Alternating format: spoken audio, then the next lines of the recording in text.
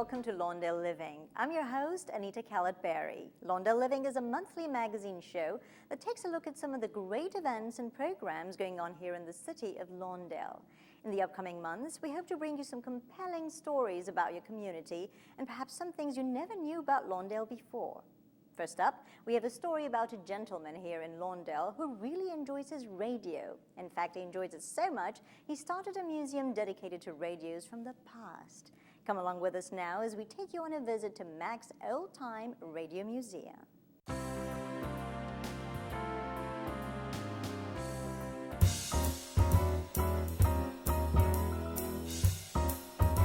My beginning was really in World War II, flying as a flight radio operator. My interest at that time was radio and flying. Now, prior to that, I was interested in radio, but I was also interested in early telegraphy because my dad was a telegraph operator on the Boston-Albany Railroad in Worcester, Massachusetts. So I would visit at his, what we call a little shanty, where he would operate the key and so forth and send messages. And as I'd listened to the clicks of the sound of the telegraph key and the sound of him sending messages, it kind of fascinated me.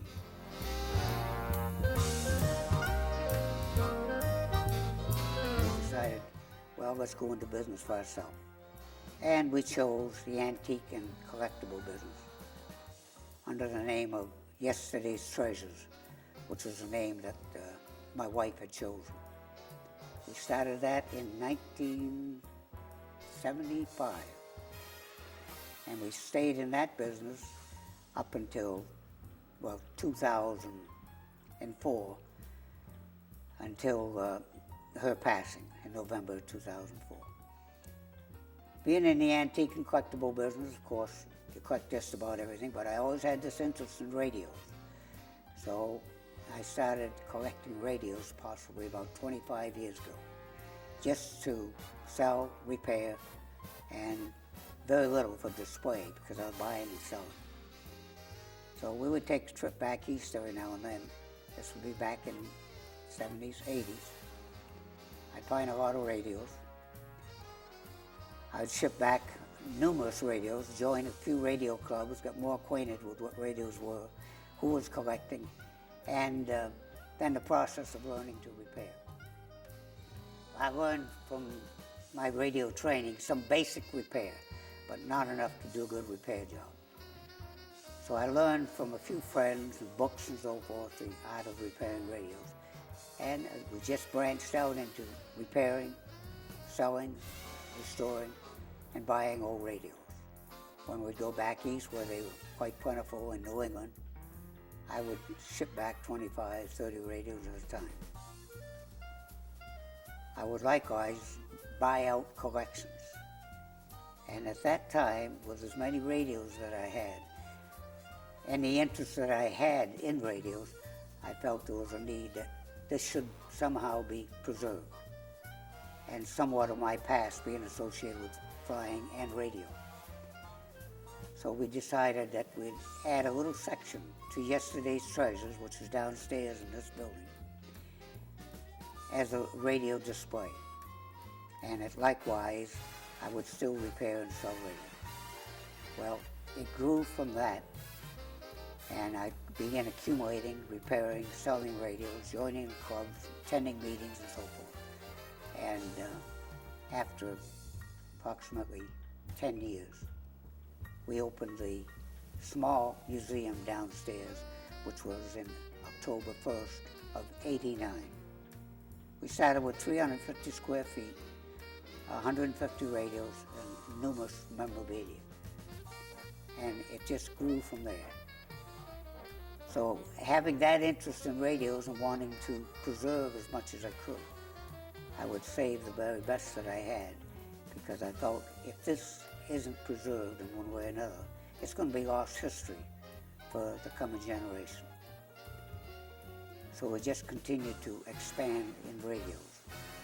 And when we ultimately moved up here to the second floor, and with all the radios I had in stock, which at the time was 500 or 600 radios, and it grew from there.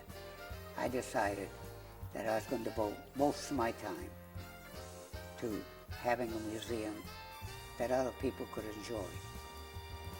Because after all, my feeling was any collection, no matter what you collect, unless you can share it with someone else, what's its true value? And to me, that true value is that if you collect something, that share it with others so that they can enjoy it. And that's what I'm devoting my time to today. So in this museum that I have today here, which is 4 to 5 times originally what it was, with over 450 radios, I branched out into television, early telegraph, that I remember so well from when my dad was a telegrapher.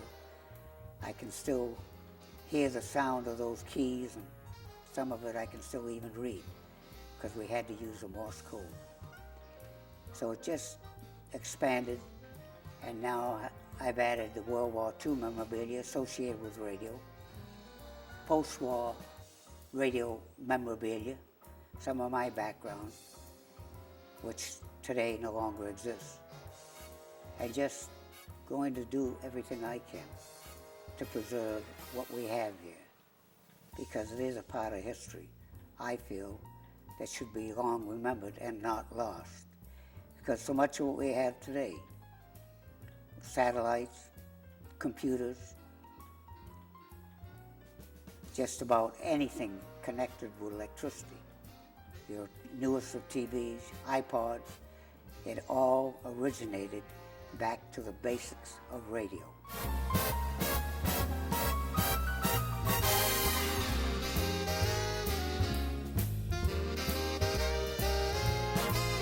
This is a World Globe radio, as you can see, Colonial 1933. These are very highly sought after. There are, again, very few of these around anywhere.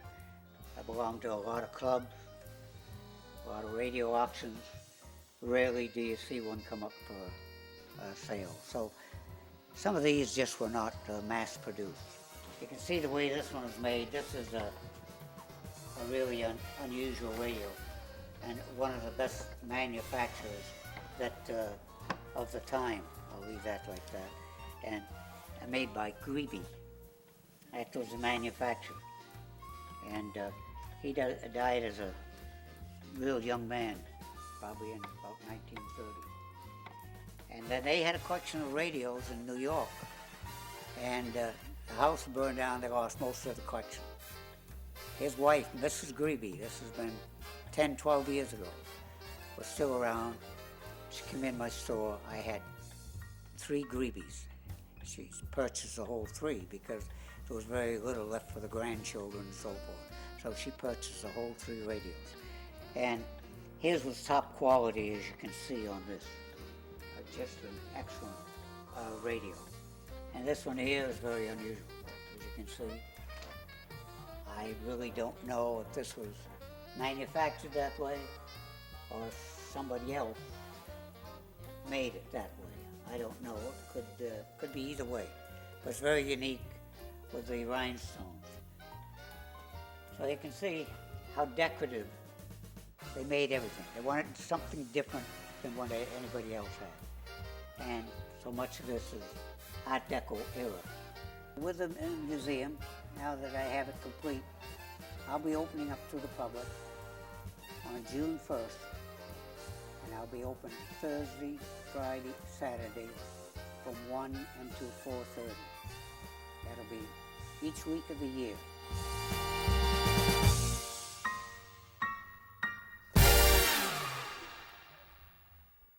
It really is quite remarkable to have such a treasure like this museum here in Lawndale. And if you can't get to the museum during its normal hours of operation, you can stop by Lawndale City Hall, where the city has 50 of MAG's favorite radios on display in the lobby.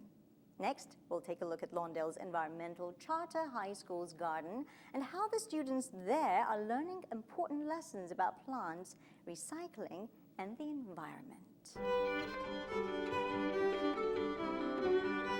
Environmental Charter High School is a small, rigorous, student-centered college preparatory school here in Lawndale, and we are focused on giving students a great opportunity to not only be stewards of the community, but lifelong learners as well, and bring them out into the environment and teach them not only what the standards that is expected at any other school, math and science and English and those basics, but also giving them some outdoor education, bringing the students into the environment, taking them on field trips to Joshua Tree, Catalina Island, the Sequoia National Park, places like that, and just giving them an opportunity to interact with the outdoor world a little bit more than students in other urban areas normally get.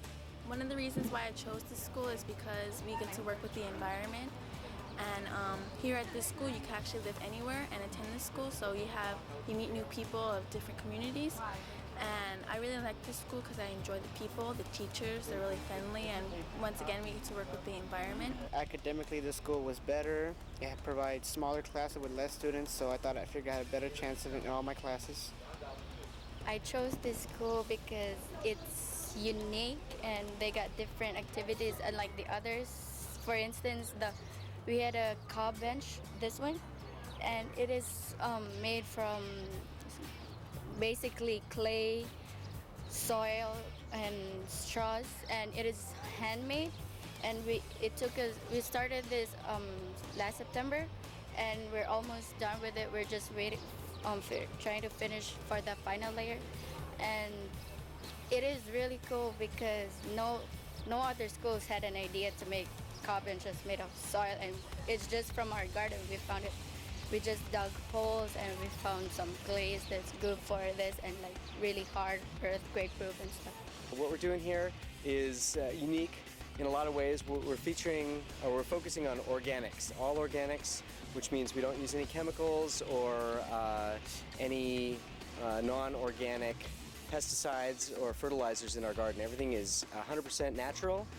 We feature organic seeds from Seeds of Change, which again, it just ensures that the quality is as good as it can be, and we're not jeopardizing the quality at all. Organic, of course, is going through so many different definitions on the national level. If you ask 10 different people, you'll probably get 10 different answers about what organic means.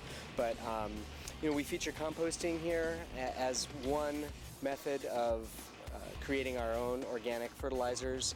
The kids are very, very active in collecting their orange peels and banana peels and apple cores and bringing it here to our garden, where we have three methods actually. We've got wire ring composting, we have vermiculture composting, which is the process of using earthworms to break down organic matter, and we also have a tumbling composter as well, which aerates the material and helps also speed up the decomposition process, which it's taking our trash basically and turning it back into soil, and using the technologies that we have at our fingertips to speed that process up. We're going to practice composting right here. We compost to give back to the environment, to create less trash, and to make natural soil for our garden.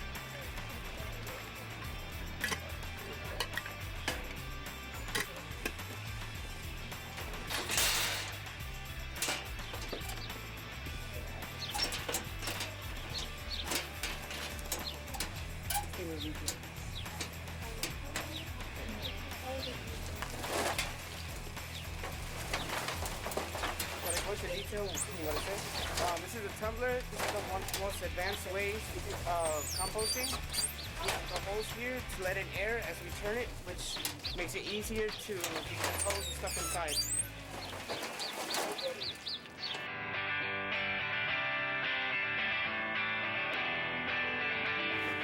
So here we are. We're going to transplant this okra into this soil over here.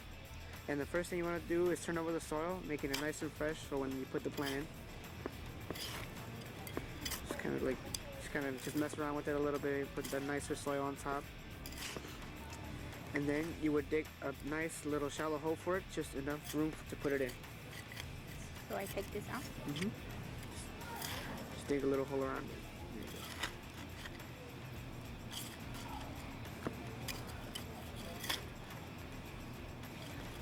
Okay, that'll do it.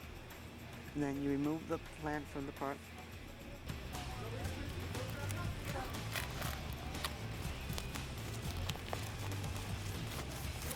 Make sure we be very careful not to damage the plant.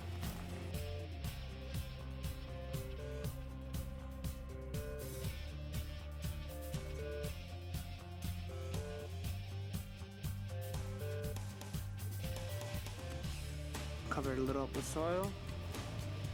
Then we add the mulch. And finally just top it off with some water.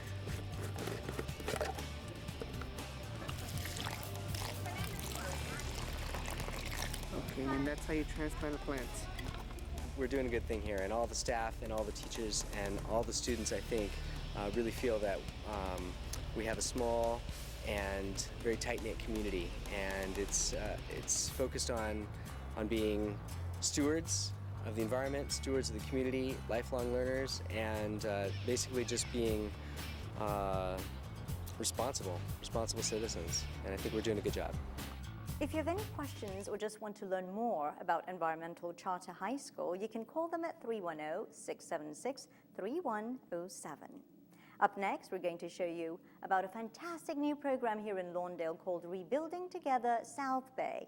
This organization works to help people who have special needs taking care of their homes, and they recently helped a longtime Lawndale resident make her home beautiful once more.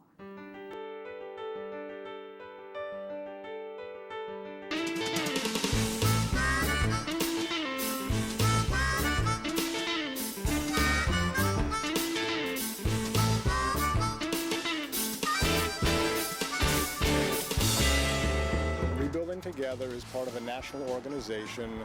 We have chapters in all 50 states and over 800 cities. And in fact, we're doing over 900 projects today with almost 300,000 volunteers.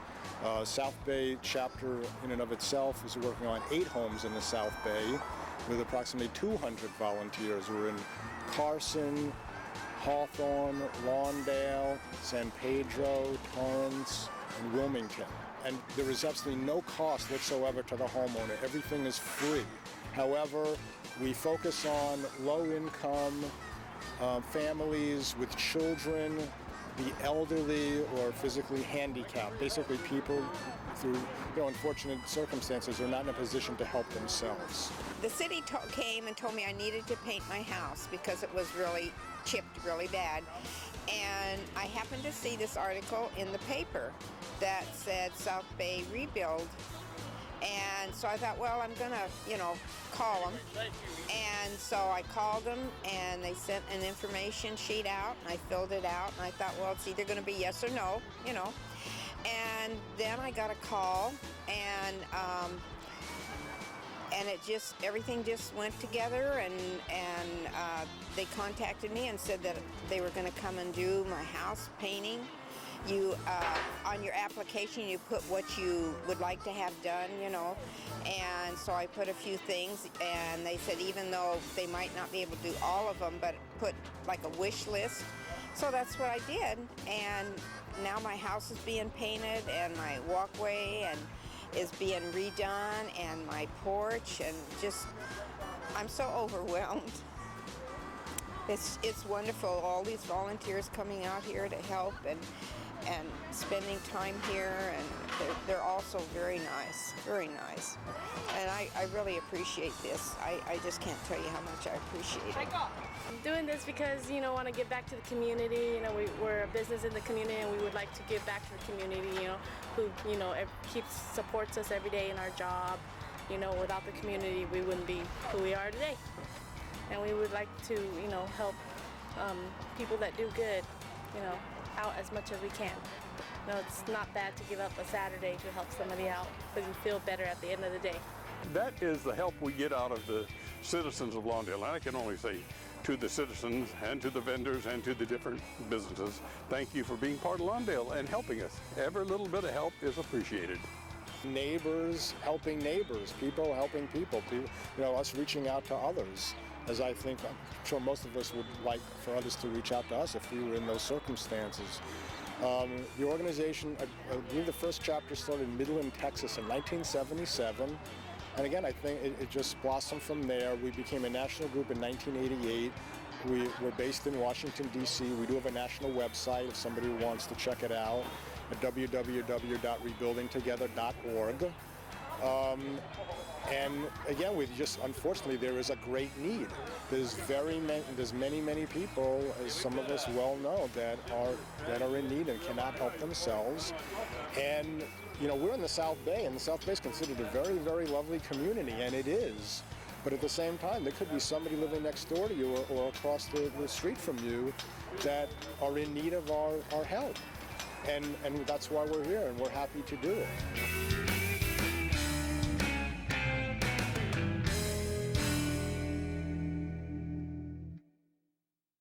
This program really is a great example of how people can still come together to help a neighbor in need, just as people have been doing so in our country for centuries.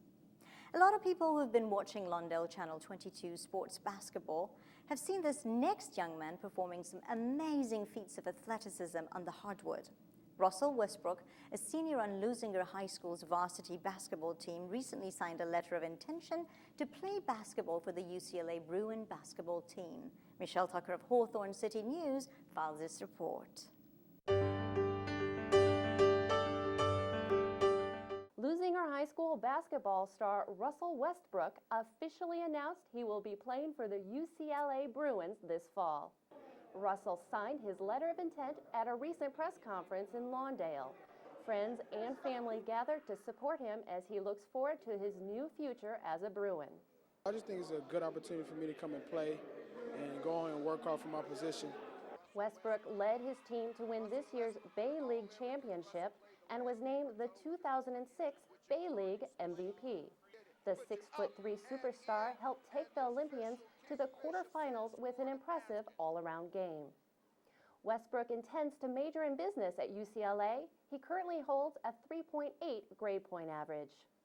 Russell is really an amazing young man, and with his defensive skills and his academic discipline, he should become one of Coach Ben Howland's go-to guys in short order. Congratulations to Russell on a job well done. Now it's time to take a look at some great Lawndale events that are coming up on our community calendar.